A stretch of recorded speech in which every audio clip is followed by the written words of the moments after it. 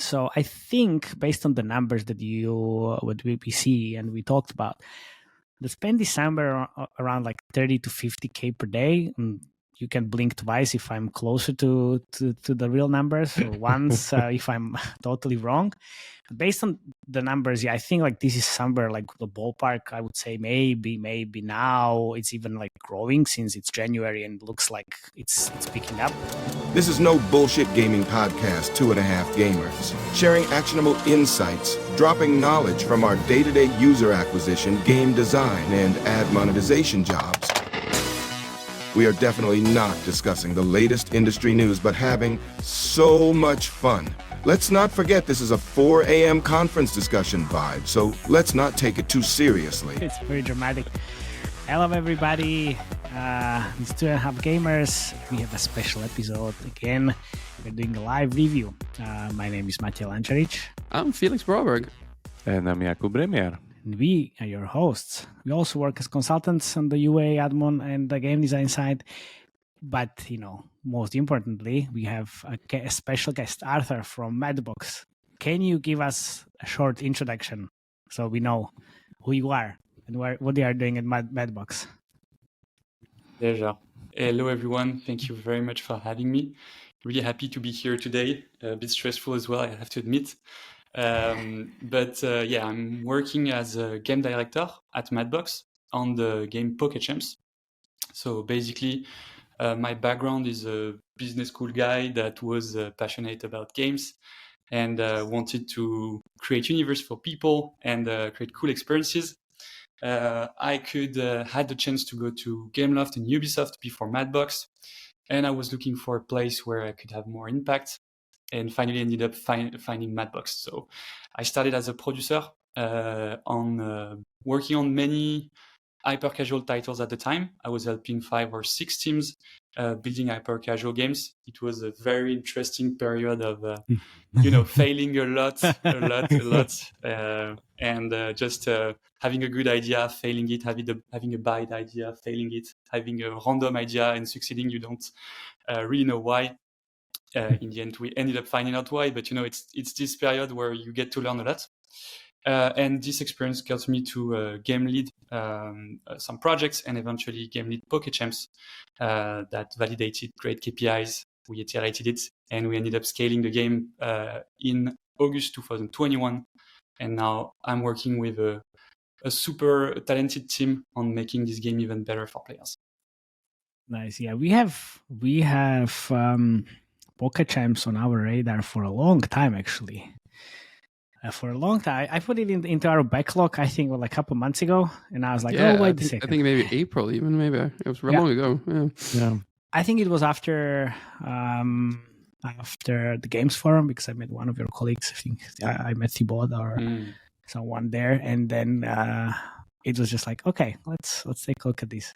Honestly, I even produced few creatives for the game with my team back in the days. Oh, nice! Yeah. I didn't know that. That's cheating for a UA part, Matej. That's not fair, man. It was last year. They're not live. I checked that. They're not live. Don't worry. It's fine. So very cool to have you on. So our audience, as you might have noticed, we are doing this live review with Arthur. So, now we are gonna know if we are wrong, right, or what the fuck we are doing actually and talking about. So. I think I'm most nervous about the ad revenue, but let's see. Yeah, you should be. It's hardest to get right because it's just pure estimates. Yeah, you should be. Because, I got this feedback about one of my previous episodes where I talked about the UA that I was absolutely correct. So let's see. Well, will you this if it time? Helps, I was off by 50% last time, so that's... I mean, look, we used the external data, and I used external tools and Sensor Tower and then all Data AI as well for estimating the spend of Monopoly Go. And oh boy, what a shitstorm that was when I published the article with Neil. But don't worry, we actually recorded a podcast with Joseph Kim from Game Makers yesterday. So it's going to be on our... Shitstorm continues? Shitstorm continues. It's going to be on our podcast and his podcast as well. So it's another crossover episode. But enough of this bullshit. Let's dive into PokéChamps. Jakub, can we start with you? Yeah, I guess. And also, Arthur, anytime you want to jump in and say, this is bullshit, please do so. You are a bullshit meter, and if we say Yes. something that you don't agree with, you need to call us out and tell us that we are wrong. And I hope this happens a lot, because that's when the magic happens. Or even if you want to add something of a background of what has happened, With or pleasure. whatever you can share, we'll be glad. Don't be nervous. Everything is fine. So you are the bullshit police, like Felix mentioned. Yeah. Sounds good. License to kill. So a little bit of a history lesson, what I got to dig up. Just looking at the current charts of Pocket Champs, as I was kind of going through it, the first one I saw being soft launched on January 31st, 2021. Here we have a chart of revenue and downloads. Based on that, we would see that the global launch of the game happened actually somewhere at August 2022, where we can see like a clear on-ramp of downloads to something like 120K a day.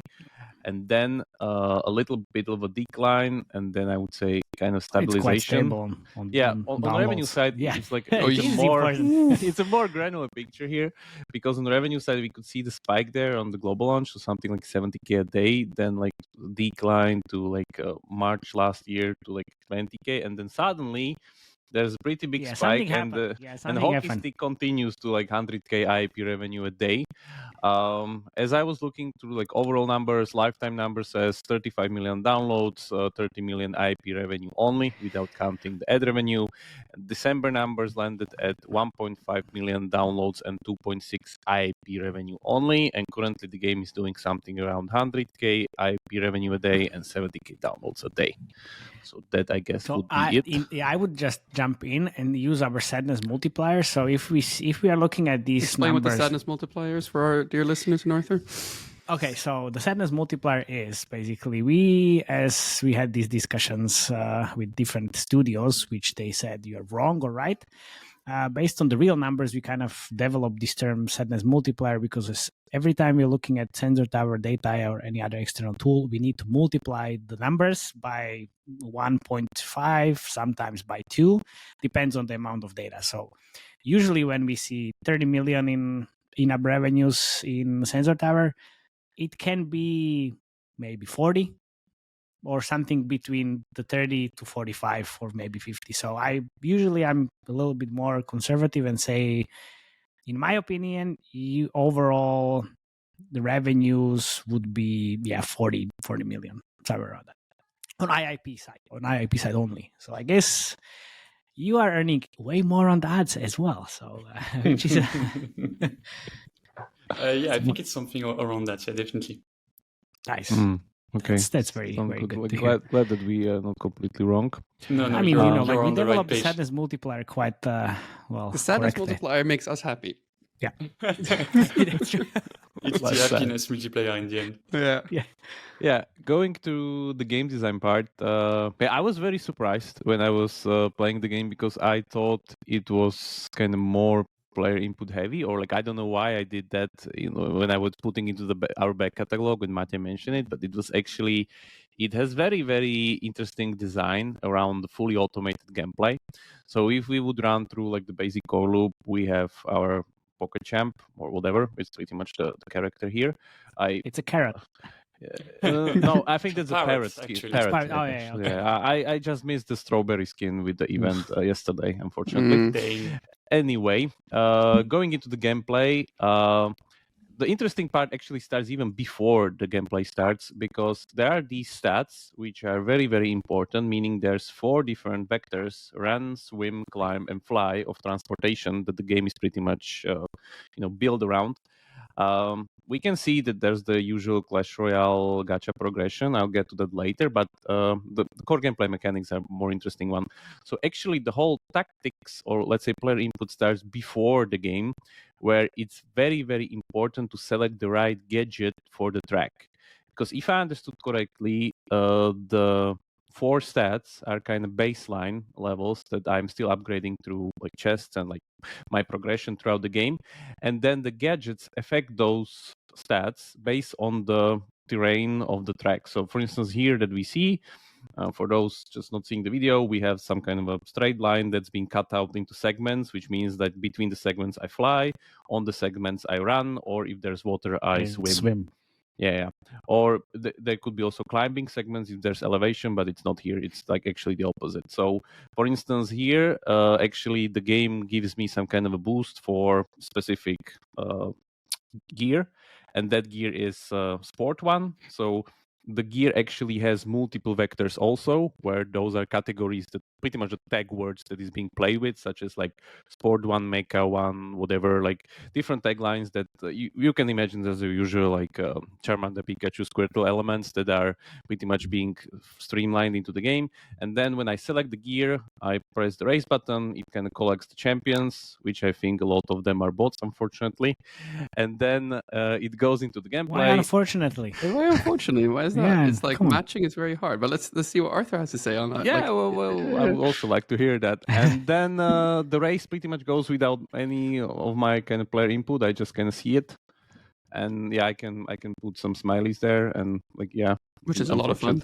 Yeah, because I'm last here.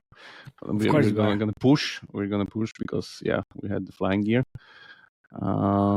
And we landed on 4th place, which is unfortunately the place which is the cutoff for trophy gain or trophy loss. What happened to you in the last episodes? You suck in every game we talk about. You're really bad. Terrible. Yeah, you're really bad. Yeah. Really? What's your level? Tell me, what's your trophy level? Okay, wait. Let's ask Arthur last, and I'm going to tell you, because mine is 3,100. 3,100? You pushed yourself. That's nice. Yeah. But it's still less than Jakub, right? You're 5K. Yeah. It's always less than Jakub. It's always less than Jakub because Jakub is cheating on his PC. Yeah, he plays only on PC. So what? Terrible. No, it's fine. Yeah, you're good. Yeah, okay. Fine. Matej, what's your level? I would rather not say. Oh. There we go. Arthur, but there we go. Level? Like, come on. Like, I can play only one game in like at the time. So you play 2 games at the time. So you're cheating. So let's just say that. Yeah. So that was the main kind of interaction regarding the player like strategy and stuff, like how this kind of system works. I think it's very elegant in a way that it offers the usual place square into square, triangle into triangle kind of solutions. It actually makes you think a little bit because let's say if I go into some different tracks here in the event section, you need to change the gear based on the track. Yeah, you need to. Some tracks literally even have so much restrictions that there's a very strong push to upgrade other parts of your collection because, for instance, this track it requires something that I don't even have. So because there's always the 2 models how to approach this. There's like soft limit and hard limit. Soft limit is like we allow you to compete with your shitty gear and you will be just banging your head against the wall. We're okay with that. Or we just put like a hard restriction and you can't even compete with it. And which I think is like both has its trade-offs. This is probably better because I'm not pretty much banging my head against the wall. I won't even be kind of losing all the time, which is probably best for the audience here. But if you look at the other kind of events there, again, different sections. For instance, here we have a nice section where there's a climb section, again, two water kind of parts there. Yeah. Yep. No, it's running parts actually, but maybe the color was a bit misleading. Yeah, okay, sorry. But the interesting part here, what I wanted to mention is that let's say those gears aren't really just power progressions. For instance, let's say swimming one. So let's say there's 3 different swimming gears, and each I would say have their own kind of place where they will shine, because for instance the swimming gear is faster by default. It's the common one, is the one that you always get first, but it's kind of assumes that you have something there will be a lot of water surfaces.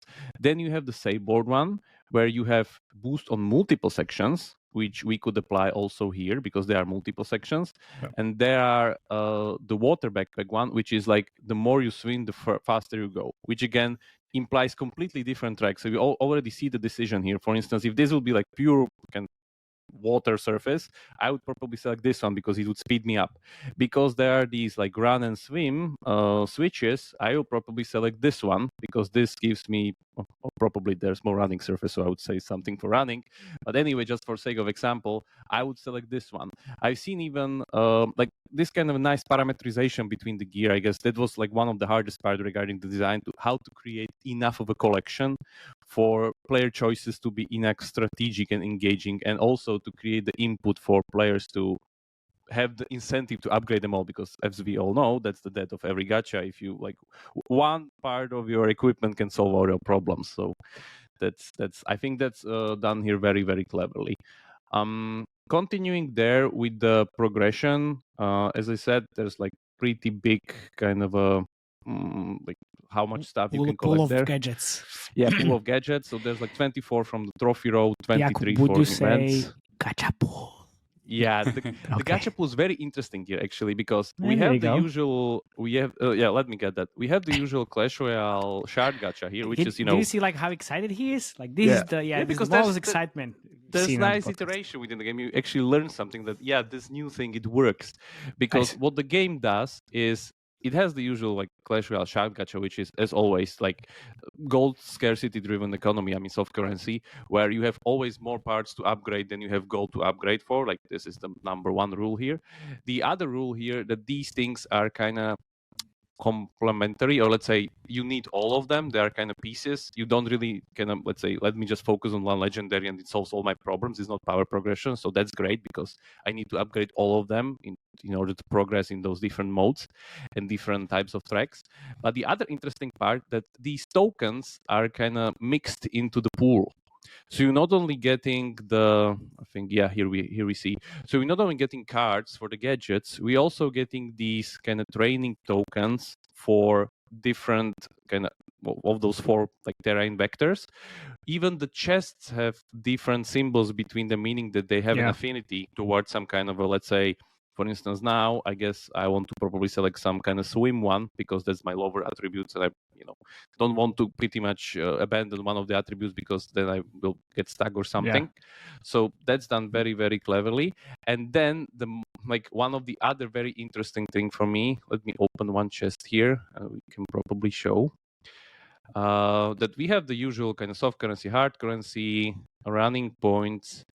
And then there's a choose mechanic. So sometimes you have to choose which one you want to pick, which is very good. Again, more strategic options. It's amazing. And then the best part is there's always an upsell, which is very, very clever. Rewarded ad. In every chest, there's always an upsell. It's not a rewarded ad always. Sometimes it's just hard currency, but there's usually always an upsell, which is very, very good. And I think this is pretty smart. So that's there for the progression. Yeah, here we go. Wait, Remia, let's get Arthur in here and just ask him about the bots. Are they real? Are they bots? I could feel you really wanted to know about it. It's a very interesting question, because when we started the game, obviously we went full bots to just iterate on the game and see how it works. And we had tons of questions around what's the best design for these opponents, because of course you tend to master more bots and you can provide a better experience. And we ended up finding a system where we're just using online player data. It's profiles, online player profiles that you would use in the game. Sometimes we override some aspect of it, but it's mostly player profiles from players from the store. But so we can use it the way we want, kind of. Not bots. It's ghosts. It's a version of bots. Yeah. Yeah, with tweaks on the matchmaking depending on what we need. But overall, it's ghost. How much time you would say it would you take when you say we're satisfied with how matchmaking works? Because I think this is one of the biggest problems that games face. Definitely. For us, it's a very special case, because most of the games that do PvP are skill-based games, and the skill involved in PokéChamp is quite low. It's a lot of meta systems. Yeah, it's very, very small. So it's very hard for us to matchmake on how good you play the game. So it has been quite challenging to find how we can matchmake players, and a lot of the matchmaking comes down to your ranking, which is very related to how powerful you are. So I would say we're not happy yet with how matchmaking works, and we would like to evolve how you progress in the game and how we can matchmake you with players in a meaningful way. But I think in 3-4 months at the beginning of the game, we managed to get something that was quite okay, and that some big rules that would work overall for your progression and make it fun all along. So the perfect matchmaking doesn't exist yet. No. Yeah. That's the usual answer. How satisfied with matchmaking we're not, because it's always an iterative process, goes always forever. Working on it. It's I remember that literally when we were working on when I was working on Battle Legion, we would literally do matchmaking kind of like hand-holding thing there, which would like increase the win rate ratio for early players and something, and suddenly it like broke down, and like, why is the retention so bad? Oh, this thing broke down, and the matchmaking is actually working like it should without the player helper. So yeah, that's what you get there. So whoever thinks like matchmaking is always fair is not, and it shouldn't be fair, because it always needs to be like in favor of players. Of course. What's the thinking behind there? I felt like I lost maybe every 6th to 9th race. Is there like any thinking behind that, or is it just me making poor choices? I'm not sure, but no, I'm sure you did the perfect choices. But as a half gamer, I would say I'm the half gamer. I put ads in the game, so I'm the most hated. No, there's no rule for you to lose on a rate that we can control. It's really just systems that behave. So, I mean, you're going to go up in ranking, and the higher you go in ranking, the stronger your opponents are. So you're going to get stuck, you're going to lose, and then you want to upgrade your chance again. Basically. No. Yeah, definitely. There's no hidden system. I was really in favor of that at the beginning of the game, because I knew very little about how to make these games actually fun. And it was a terrible mistake, because you end up not controlling the player experience, because your system override what you think it's going to do.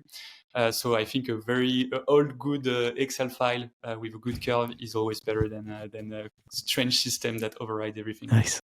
Yeah, this is the big meat behind like PvP games that nobody sees and everybody assumes is easy to do, but it's actually like so much work to kind of get done right. And then you have people assuming that like, oh, I'm not playing bots, I'm playing real players. Sure. Yeah, Jesus. I always know, like when I win too much, it's just definitely bots, and then later down the line when I'm actually matchmaking with the real, I think real players, I'm losing all the time. Yeah, like my guess is that the matchmaking is completely different on the event side, because when I was going there, like I'm like, for instance, this one, I'm stuck there from day one. Like I just don't have any of the recommended gadgets for the track. Why? And I know why. Because I didn't pay? No, because you suck. Very little skills involved, but enough is involved that you lose. I literally like tried all of the things that could like work here. Even like maybe these water boosts will like on this short section would give me the edge. No, it didn't. It's just like, yeah, because this is like at some point these run challenges, I guess those are probably the best conversion mechanisms for your conversions here, because they're turned into jewels, so you're not like cannot hide within the like whatever third place, second place on the leaderboard. They're literal jewels. If you lose a duel, you need to win. And then if you don't have like the recommended gear, you're usually paired against the guy with the recommended gear. So there you go. Yeah, you will eventually win if you manage to train enough, but you can get stuck for a good amount of time. And there's this feeling where you're gonna get something cool if you finish the event. So spending a bit on one training bag or on something will allow you to get what you have and then go on the event, finish it. So it's actually quite interesting. And we're mostly using these events as a way for players to have a progression that is a bit splitted from the main trophy road that gives you the main changes of the game, and propose other changes, like changes you more on one part of your collection, changes more on, I don't know, how good you're going to be able to train. So yeah, it's a very interesting tool for us indeed to create specific challenges for players. Yeah, and if I understand correctly, the correction is kind of split up into the trophy road and events one, meaning that the events one section only comes from events, or can be only used within events, which I got wrong. They only come from event traps. They only come from, okay, that's good, because then they're exclusive and they're the good conversion point, of course. We try to make it so. And it's also a design principle we have, where we try to have it's a collection-based game, so you want to have unique content everywhere in the game as a player. So you want to engage in the tournament feature, in the event feature, in the main progression, if you want to complete your entire collection. So it was very important for us to have unique contents there. That sounds good. There's the like Hall of Fame mechanic also that kind of greatly supports this whole kind of thing, where you literally have this kind of sticker album that gives you this like head start things there in each factor, if I understand correctly. So I guess that's like a later feature when the collection was more robust, added to kind of support the collection aspect. That's great.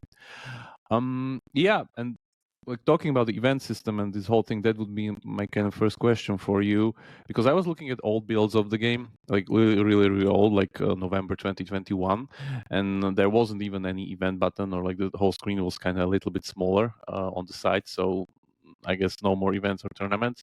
What would you say would be the biggest feature that you added from the soft launch of the game, like January 2021, that got into the game? Because I know, let's do this, and then I have another question afterwards.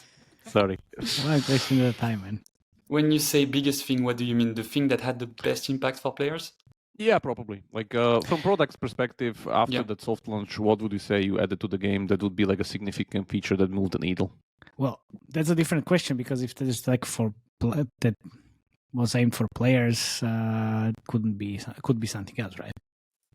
I mean, the game has had two big boosts, right? One in March of 2023, and then one in June of 2023. So they must have done two things that really made an impact. The first one, so March 2023, is I think is an interesting moment for us, because it's also a moment where we changed a bit our philosophy. We just scaled the game like 6 months ago in August, and we had great success, and it was like a crazy moment. We've been working for years to make this game happen. Madbox was building hyper casual games, and we chose to commit to follow our dreams and go to bigger games. So amazing moment. We scale a game. We're super happy, and we try to be like, okay, we're gonna do like other top grossing games do. We're gonna have live ops events. We're gonna throw a lot of content, and it's gonna be amazing. And after a few months, we kind of realized that we were not investing enough in making the game evolve, and we were not really taking risk, and the game was slowly declining and slowly dying. Of course, you can milk revenue out of a game by adding content, by having a lot of events, but it's just I think the usual trap where your game slowly goes down and dies. So we really wanted to, like, it has always been our goal to make games that you can play for years and years, and games that are played all around the world. So we felt like, okay, we're not really following our objective here, and we need to readjust. So beginning of 2023, we really went for taking risk, and it was a bit of a stressful moment, like bigger versions where we changed big things in the game. And the first one was an update based on progression systems, basically. So we reworked the trophy road. We gave you more objective as a player, clearer objective. We reworked events. You have more challenges and more variety in the challenges that you have. And we added a bit of content.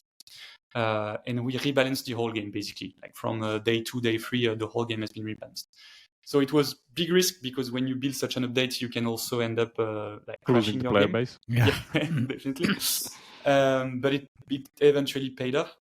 We have a very good release pipeline. We have a very strong data team in-house as well. So we've been able to learn from what didn't work, and just have the version on store in a very good shape. And this started the growth you can see from February, March. Remia, can you share the screen on the revenue growth? Yeah. Sure. Yeah, just change that. Because it's quite impressive. It went from 20K a day to close to 40, and then up to 80 in nearly 3 months. That felt so good. This is the period after like August 22 of global launch, and there's the decline that Arthur mentioned, and then somewhere here the March 2023 where it's a turning point. Yeah, something like snaps and like double the revenue, and so on. Yeah. And we also have very strong. I don't want to be like the product guy, but we also have very strong UA team. Oh yeah, UA sure. team in-house and creative teams in-house. Yeah, definitely. We need to mention them, because a lot of the success is also on their side. Like, we found very great creative at that time. We had very new opportunities that we explored as well. So that helped definitely a lot on top of the product improvements, for sure. Yeah. So, but you mentioned like you kind of found out what didn't work. So what was that? If you can mention these 1 or 2 things, like, okay, well, this definitely didn't work, so we need to change that. The most complex thing about this game is that you mostly progress with your power training.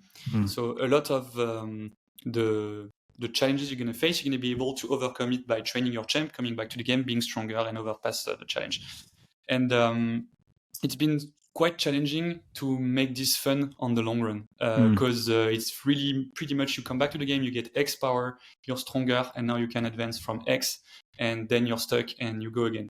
And this is fun for 7 days, maybe 14, and then it becomes less and less fun. Yeah. Okay. So we just had to find ways to break this progression down into smaller pieces where you have short and mid-term objective, more like different challenges around your gadget collection, around I don't know, like a different area where you're going to race with different rules. So it's just more fun to advance towards this challenge. So I think it was a bit of content and balancing to make this progression actually fun for longer. Yeah, sounds to me like the usual kind of RPG problem where you have like, everybody can eventually get stuck on the main road, and there needs to be enough content to keep the player happy until he builds up his strength to continue on the main road. Therefore, you need to have those side modes, those other metagame systems that kind of keeps them returning, even though they know like they cannot progress the main road, but they still like the other parts of the game. And there's like, I think your current kind of events bar here, and like, as I said, there's like so much stuff that's currently being there. The other interesting thing that I've seen there is like the offer system seems very, very robust, and like the upsell on the gacha chest is like one thing, but the offer system is also kind of very, very strong. There's also the battle pass system there somewhere that I or bottom left mission, bottom left. Sorry, next to your play button. There it is. Which is again done very, very good, because there's the usual thing where you complete missions that you cannot get claimed for because they're part of the battle pass. So that's a very, very strong kind of conversion point right there. Just to read out the top in-app purchases, special offer 4 is the top one, $9.99. Special offer 5, $19.99 is the second best-selling offer. So yeah, Nice. Yeah, we're selling a lot of offers. We managed to have, I think, this balanced monetization where, as a player, every aspect of the monetization, serve its own purpose. So you want to maybe have the mission, the VIP pass, if you are very engaged players and you're willing to spend this money. But on top of that, you will still need, if you face a certain challenges and you want to convert to overcome it, the offers can still be relevant. Where I think sometimes some games struggle to make their whole monetization panel valuable. It's something we managed to maintain. It's not yet perfect, but yeah, we're quite happy about it. Yeah, I think that's driven mainly through the point that like your kind of, let's say, gacha incentive system is done very good through those tracks, because those tracks are those, Charmander, Squirtle, Pikachu elements where you definitely need the gadgets for the right track. Therefore, you need all of them, not really just one of them, which then greatly sells. And by the way, the discounts on the economy, I really like those because they're not that big, which means that you're not really undercutting your economy that much. As you see, like a lot of these games, they have like, 300, 500, and trust me, players count those, you cannot bullshit them on those because they are anchored from the shop. So like, I guess this was part of the rebalance package, I would guess, when the economy needed to be kind of like more robust, stronger. Yeah, last thing Let me answer that. Yeah, sorry. No problem. And no, we had no issue with economy inflation. Actually, we've always been to, let's say, our economy has always been quite robust in the sense that we don't want to just discount everything and make it crazy. I think we really try to make this game fun for long, and it's very important for you as a player to understand what's the value of everything in the game. So if you have a super discounted offer, it can really change your perceived value, and maybe next time you think like, oh no, this item doesn't have the same value because it's very cheap in the shop, for example. So it's really something we're taking care of, maintaining like a good economy that can sustain a long time and that feels valuable as a player all along your progression. So we didn't really had any issues with that in the past. Oh, that sounds good. Last thing that I think would be a good transition to Felix is that, interstitials start showing after 1,500 trophies. Until then, no interstitials. Yes. There you go, Felix. Nom. So now we're on to the ad monetization part, which is interesting because you guys have done something that's very hard. You get users to watch a boatload of interstitial ads, which is usually a retention killer. And by my estimates, I would say that majority of the ad revenue actually comes from interstitials rather than the rewarded ads. That's not true. No? That's bullshit. I'm sorry. I was trying to find A thoughtfully Very candid good. way to say Yes. it, but no, we do way more revenue from rewarded ads, and no, we don't print. We print a good amount of interstitial, but compared to what we're able to do with hyper casual games, it's actually way less. Okay, interesting. Well, There Remia. you go. All right. Yeah. Okay. Thank you very much for listening. Yeah, let's thanks for end listening. here. No, yeah. God damn I'm it. sorry, Okay. Felix. I'm sorry. Yeah, no worries. Yeah, it's good to be honest. But okay, so let's start with the rewarded placements because they're really clever, especially how it's done. Do you want to start by just showing off the rewarded placement, Remo, with maybe the cooldown for the training bags? Yeah, it's right there. Yeah. You can see it. Okay, Yeah. minus 30 minutes. So here we have the one that I think is the most clever. Most of these climbing or training bags, they're on a timer, and usually you're able to shave most of it off, but not all of it. And you can do that by watching a rewarded ad for getting minus 30 minutes on this, on this timer. And essentially, you can get it on the one that's being opened, and that's on a 1 day cooldown, correct? And the yes, 5? exactly. Yeah. It resets at midnight, basically. Yeah. And basically the number 5 tells me one thing, that whoever is doing their admon really knows their thing. Because after 5, if you watch more than 5 rewarded ads in a session, basically the recency effect comes into effect, where basically you start getting paid a bit less because the ad networks assume that you're like not paying attention. So the number 5 here, I'm sure it's not by accident, or is it? No, it's not by accident. Yeah, we it's had not only interesting the learnings only from placement in hyper the game. casual So that we try to apply in Pocket Chimps as well, and this one is one of them. Yeah. nice. Cool. And then we have the ticket offer and the chest in the shop. Ticket we saw that chest as well. Yeah, the chest. And then after every race event, you have a bonus reward as well, which is also a very clever design feature. So you have the interstitial ad, and then separated by 2 victory screens after, or whatever happens. So basically get some distance away from the interstitial ad. Then that's when you show the opportunity to watch a rewarded ad, which is, quite clever. Basically, my thinking here is you guys just want to have a bit of distance between the interstitial ad, so you can still show the interstitial ad at every race, and then also the rewarded ad. Yeah, that's exactly the case. And also the additional rewarded that you mentioned is not a systematic one. It's one you can have if you have a chest. It's basically one you're proposed if you open a chest in the game. So on the main progression, you're gonna open a lot of chests. So yeah, it's just the way it's designed. So from time to time, you're gonna have an interstitial, then open a chest on the trophy road or anywhere in your progression. And at that moment, you might have that bonus reward with a rewarded proposed to you. Yeah, that's the upsell one. Yeah. Yeah. Is there any no ads? So option? buying anything removes interstitial ad, but I believe you never remove rewarded ads, correct? Yeah. Yeah, this is it. Yeah, we tend to propose everything that you can get with rewarded with gems as well. So if you want to be a premium player, you can just buy gems and have the same advantages. Did you ever consider skip its or anything like that, or using hard currency to skip the rewarded placements? It's actually what we're doing in some placements. Like, for example, the bonus reward that you get in chest, you can watch an ad or get it with gems. It's just not branded as skip it. Yeah, no, it's not branded as a skip it. Yeah, exactly. It's more branded as a buy it with gems. So no, we never considered that, but maybe it would be interesting in certain area of the game. Yeah. And interstitial ads start, as Remo said, after 1,500 trophies. I'm assuming you just kind of want to get the stickiness of the app before you start plastering interstitial ads. Just out of curiosity, do you guys have any bid floors set up on interstitial ads? So you only show interstitial ads if you can get a certain ECPM price, or maybe that's too detailed? No, it's a very interesting question. Actually, we never really explored that, and I think we should. Do you think it's something that can have a good value? Usually what you tend to do, like on big interstitial, right now, like, I thought you guys were earning mainly from interstitial ads, so I assumed, but I was wrong. I'll just say it. But usually what you do is you start experimenting. You start from maybe like $1. So basically, or $2. So basically you only show interstitial ads when you can get at least that, and you work your way up, and then you see basically on retention what earns you more in the long run. And usually what you're able to find is maybe around like $5 or $6. You find some kind of equilibrium where retention picks up so much that you don't lose any money. But it's a clever little hack, and you can do it also by geo. It's quite clever. Takes a couple of months to get right, but your admon person can definitely set up those tests quite quickly. That's super interesting. Thank you very much for sharing. How many people do you have in the admin team?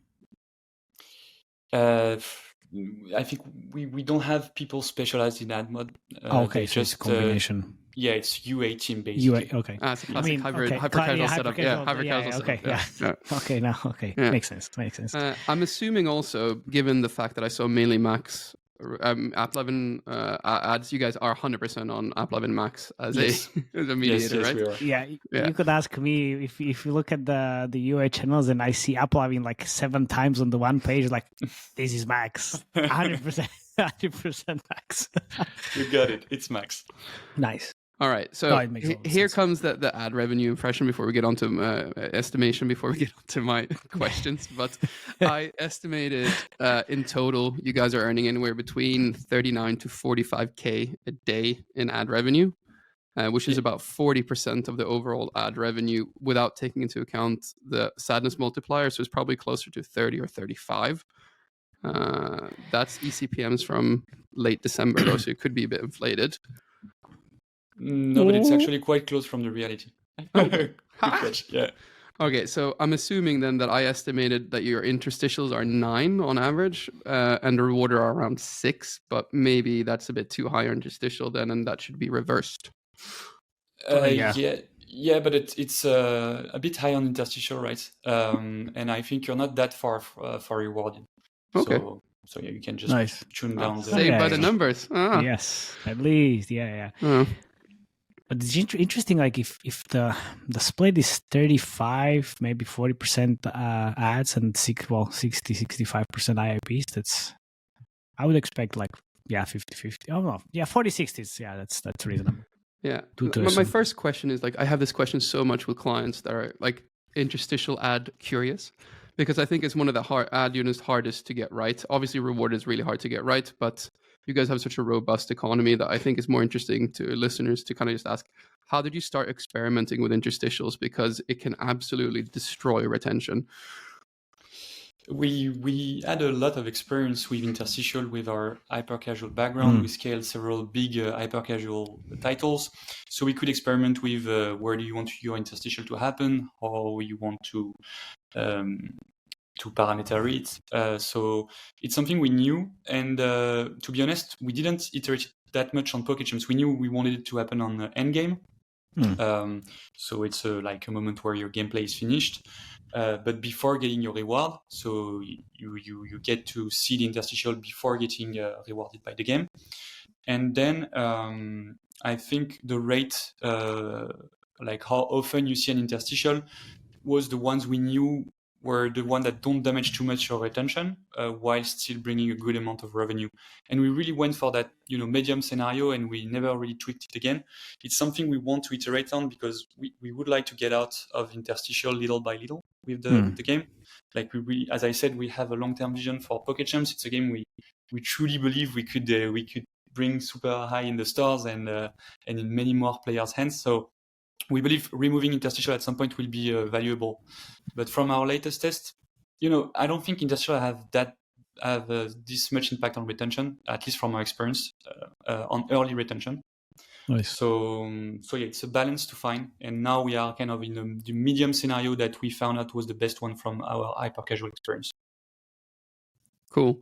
Nice. And I can't help but notice, but there's no banner ads. What was the thinking behind that? That's what I wanted to ask. Yeah, I was so shocked, from the hyper-casual days, this banners, I was expecting to see it so badly. And also, you have quite high DAUs, right? So I was they would kind of make sense.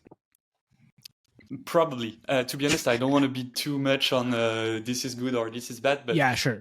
I had this discussion a lot with the UA team. Of course, you can imagine me a little game lead that iterates on a game that is not recouping yet, and it's a bit weak in monetization.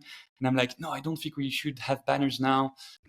We want to get strong on in-app purchase first. So our focus has always been to build a game that can last, a game that can be fun for long. And we really think in-app purchase is the right thing to do. Your good casual games that you can play for years. I don't think banner ads is a bad thing. It's just, it's not really fitting the image we want the product to have. And I think there is a lot of things around the game metrics that is harder to measure on perceived the player perception of the game. And I think the banner can have an impact on that. And it's an impact you would like to reassess every time you improve your game. We are still building this game. We're still iterating on the game.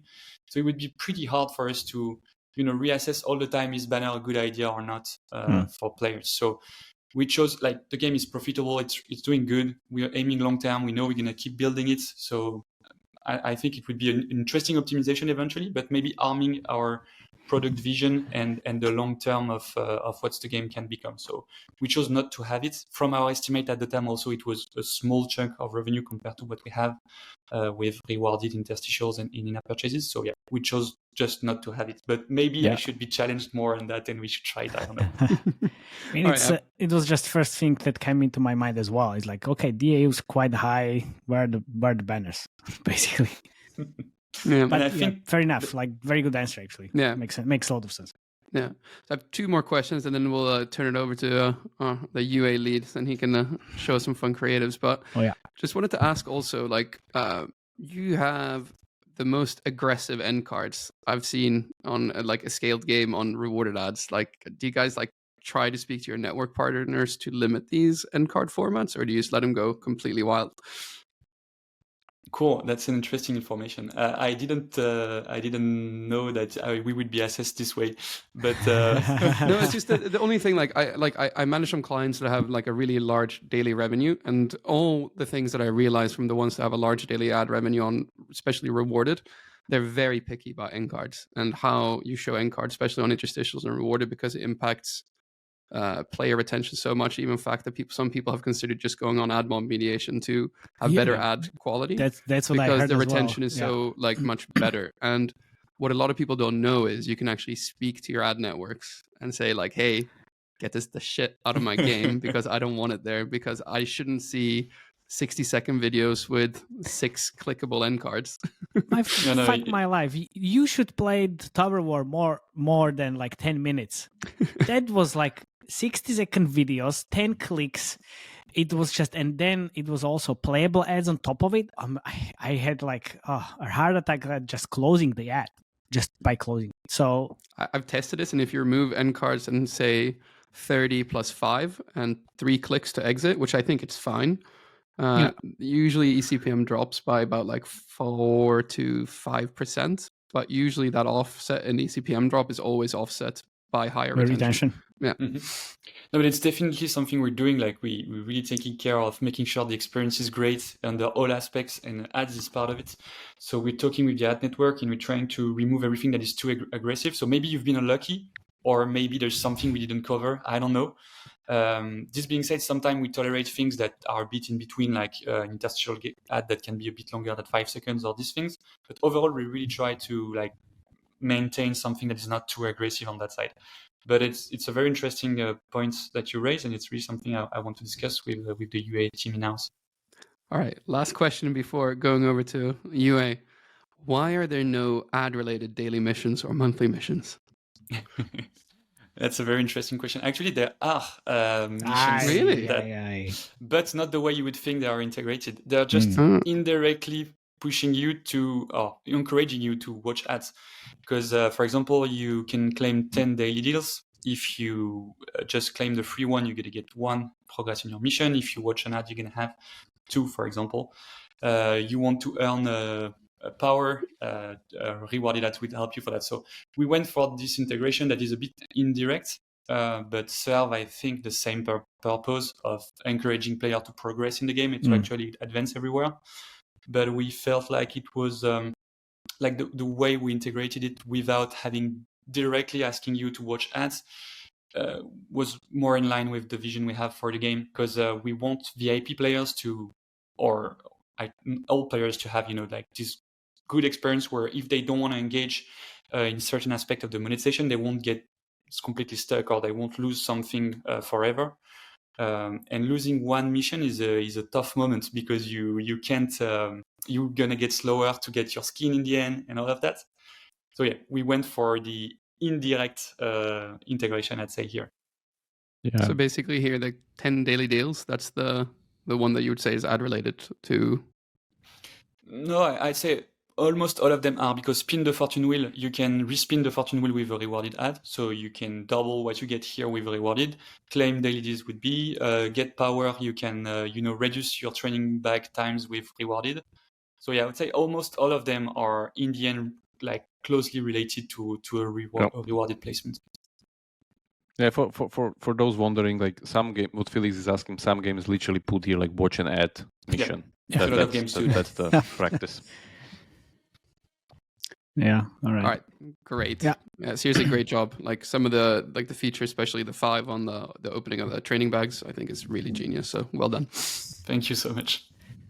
Well done on the UA side. It looks like you did well with your previous hyper casual games. I see a lot of inspiration in terms of the creatives in those.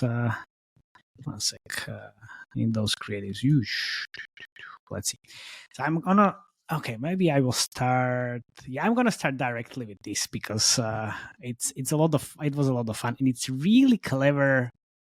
Yeah, I would say innovation, but I would say also take into of these like gates creatives, because I haven't seen this before. I mean, the gates creatives and the concept is quite old, but it's usually connected to like numbers and multipliers and then other stuff. But this was just absolutely brilliant.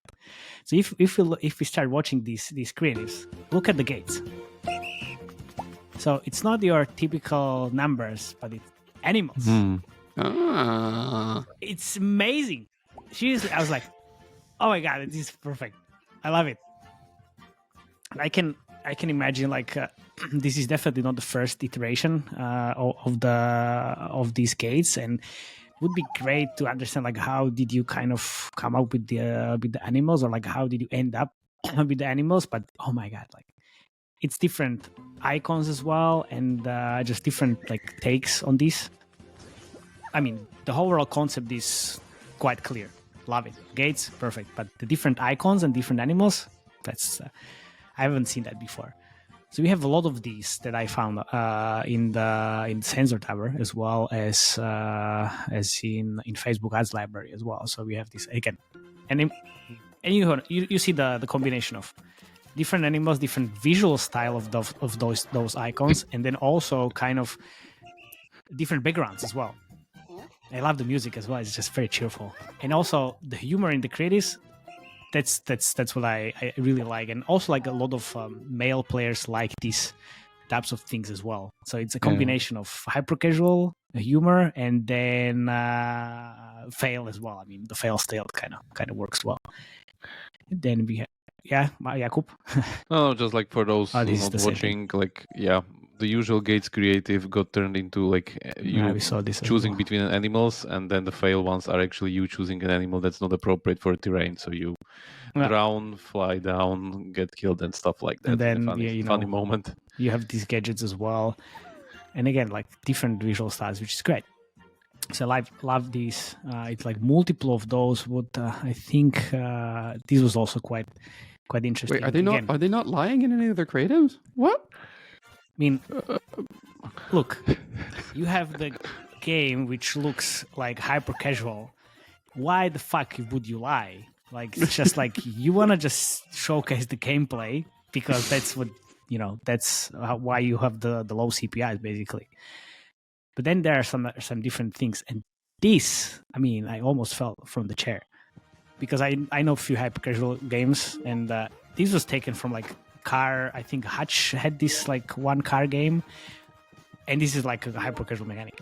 It's brilliant, and this is what we've been talking about for a long time, like using all these hyper casual kind of mechanics in the videos to get like better CPIs and find these different hyper casual mechanics that kind of suits your gameplay.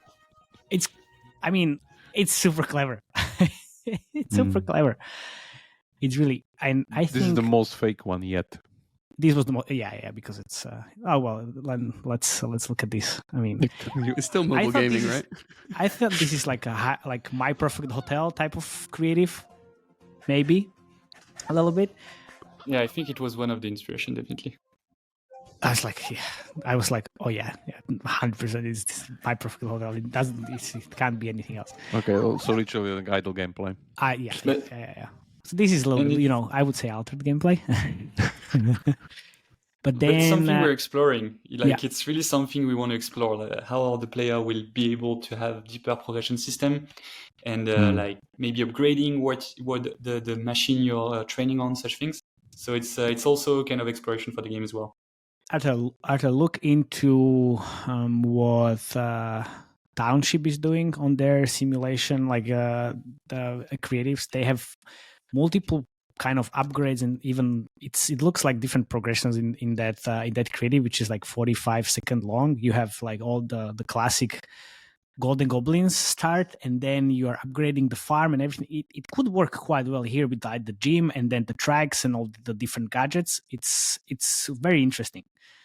And this is quite nice, and this is quite old. This is quite old as well. I think it's 52 seconds, really nicely done.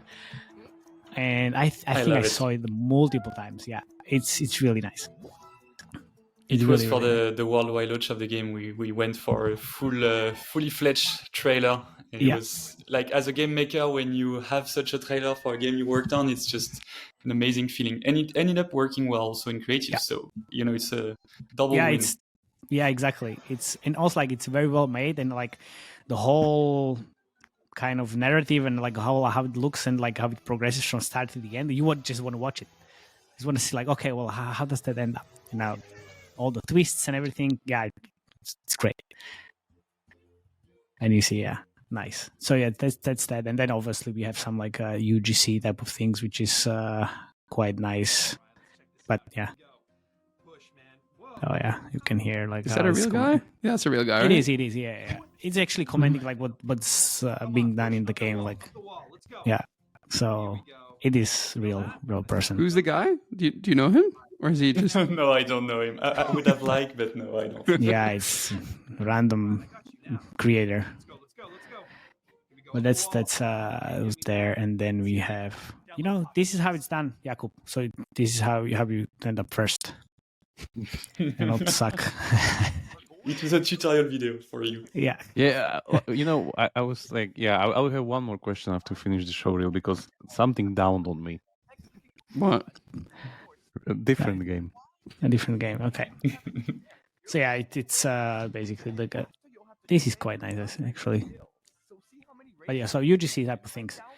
Okay. So I think that's I have some more, but yeah, it's mainly around the gates, which I think that it's something that works for you quite well recently in different iterations Definitely. of it, which is it's actually the best way we found to allow players to, because it's quite important in the creative. You want to quickly understand what's going on and you want it to fit with your game.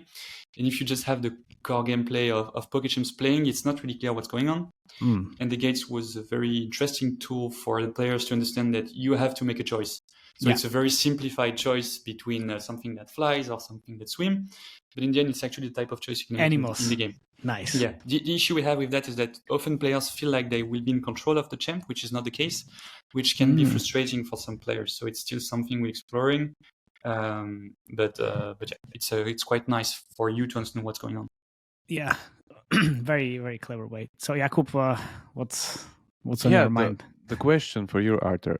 Have you got any inspiration from Uma Musume Pretty Derby? I don't think so. I don't know. Is this games? Oh, there you go. There we go. Okay. No. Because it's a like very, very famous Japanese like horse girl racing game, and it's like also an automated gameplay, and you also increase like 5 attributes of the like horse girl, and pretty much you just watch the races and you train her in between. And the game was launched in February 2021, which is like 1 month before your soft launch. Okay, yeah, I got it. I see what game you're talking about. I played very not that much, but no specific inspiration from this game. But I'm sure they have very interesting mechanics we could look into. But no, I don't think so. Nice. Yeah, because I was like, where did I see like a similar screen with those 4 stats? Because yours is super unique, and like this dawned on me. Like, yeah, I've seen it somewhere there, but yeah, just like off topic. Yeah. Okay. So then like I was looking into the creatives, and then I opened up this creative gallery, and then you see Uplovin 10 times here. It's like, oh, okay. they mediate on that one. Yeah, it's like 100% it's max. Then we have like these creatives that we already saw, and it's like you're gonna be deaf by after watching these ads. But obviously, uploving you need to have the playables, which is quite nice. So we can. Oh, I need to play this. Okay. So that's the thing. Is this kind of working? By the way, I mean, I guess it is because you need to kind of play the game in playables, even though you don't play the game afterwards, right? Yeah, but it's not working that well compared to other creatives.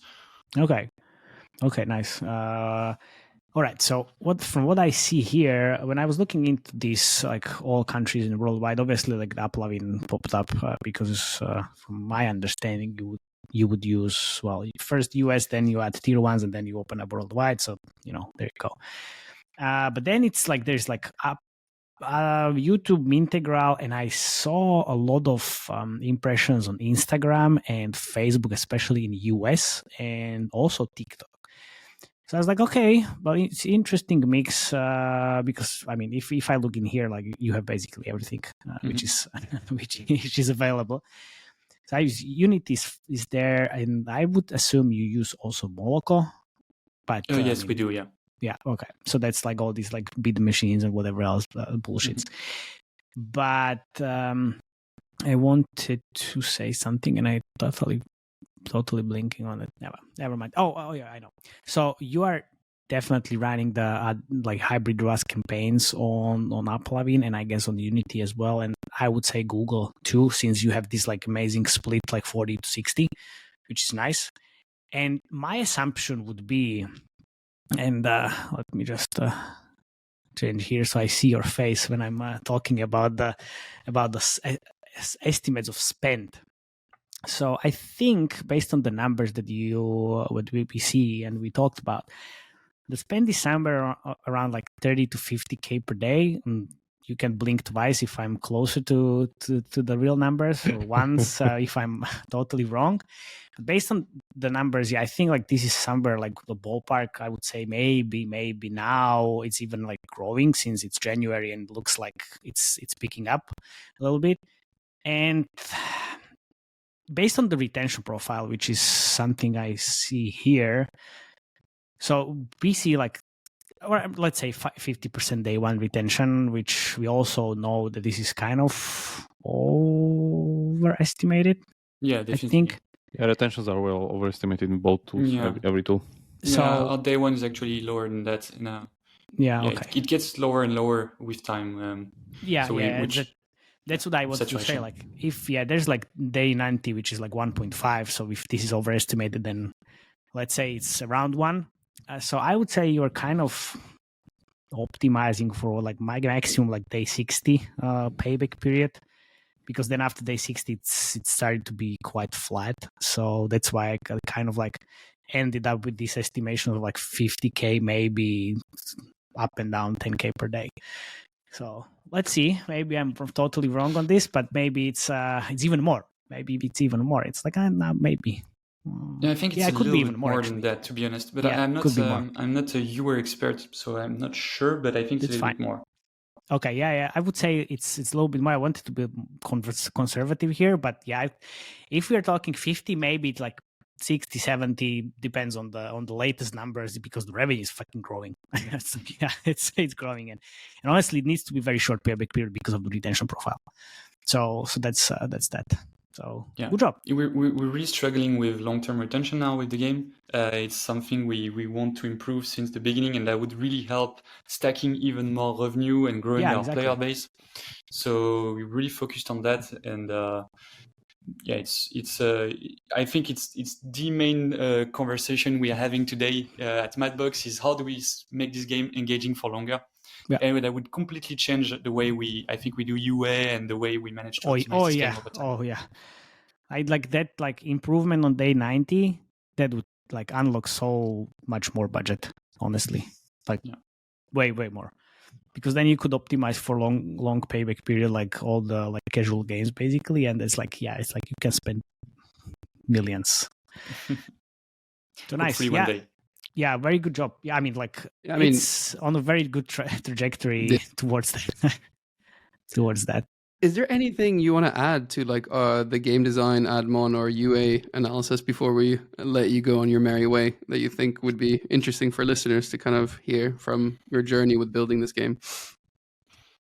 There's so many things I could add, but Yes. no, I think the most interesting thing on our story and how we managed to build Pocket Champs is that we really made it like it's a product we think since the beginning as an experience, a new experience, an innovative experience we want to bring for players.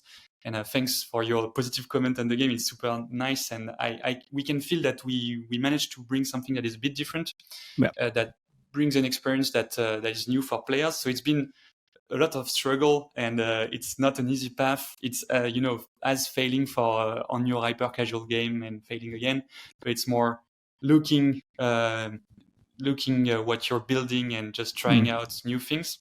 So yeah, I think it was a very interesting adventure, and the most interesting thing for me is really what we're building today, which is aiming long term, trying to take big creative bets, make the game evolve, as we can see on many top grossing games tend to do and reinvent themselves. I'm thinking the Supercell games, of course, but many games are doing as well. And I think it's what makes like the story behind this game unique. It what makes the current growth we're experiencing that feels super good also for us, because it's also it's encouraging. It's a human adventure on top of everything, and when you see that it pays off, it feels quite good. So nice. Definitely. Yeah, if you do the typical round to end up here, I would do 9 out of 10. Realistic Remo here, because like really outstanding job on like taking something that's like not really like gone to hell on the market and like pushing it somewhere completely else. Especially like 9 goes for the U-turn, because I don't really see games to make U-turn. Like after global launch, you have the shark fin and it never recovers. And there's very few games that I've seen that like are able to do the U-turn and actually go over what they did on global launch. Yeah, that's like literally like unicorn there.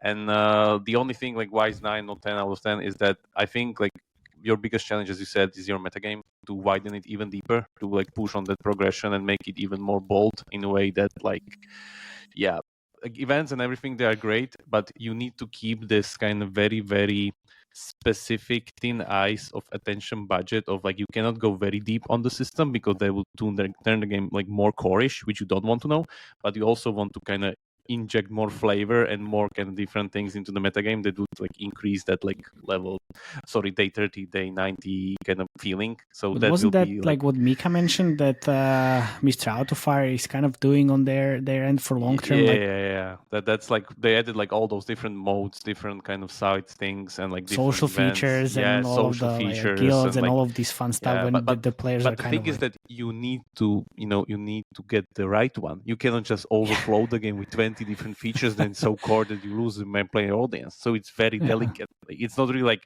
just we go over the list. So a guild system, clan system, blah blah blah blah blah. It doesn't work like that. every one of these can tank your retention actually down. And it's one of the pitfall we're really trying not to fall into. Something I'd like to mention is that here at Madbox we really have this production philosophy where the team are in control of their game. So I, with my team, have ownership on this game. So we can and we finish to really know the game we're working on after 2 years on it. So we really try every time we approach a feature, not just import something from the market and say, oh, this could be added to the game, but really finding the purpose behind it and what new experience it would bring for the player, and how does it actually connect with the existing game. Because the risk is often you add something new, you've seen the market doing something, you just add it to your game, and it doesn't really make sense in your game. So this is taking a lot of time and a lot of iteration, but it's really like passionating flow. And it's the current conversation we're having now in the company are actually, how do we find these features that make sense, that will make the progression deeper? And of course, social is on the table, but we don't want just to copy paste a clan feature from another game. We want it to be connected to the systems and to the overall experience, so it makes sense. So it's a very interesting design and just creative work. But it takes a lot of time and energy. So you have to be passionate about what you do, definitely. Oh my God, it was like amazing wrap for today. Arthur, thank you very much for coming. It was really, really great one. I actually enjoyed it quite it was great. Thank you so much for coming, and great job. Great job with the game. That was a pleasure. Nice. Thank you very much, listeners, as well. Please join our Slack channel. We already discussed Pocket Champs there, and like you have quite a lot of fans there in our Slack groups, from what I can see. Definitely subscribe to YouTube channel, Spotify. Give us a rating, whatever you want to do. Please do, and see you next time. Thank you very much. Cheers. Thank you. Bye-bye. Thank you. Bye.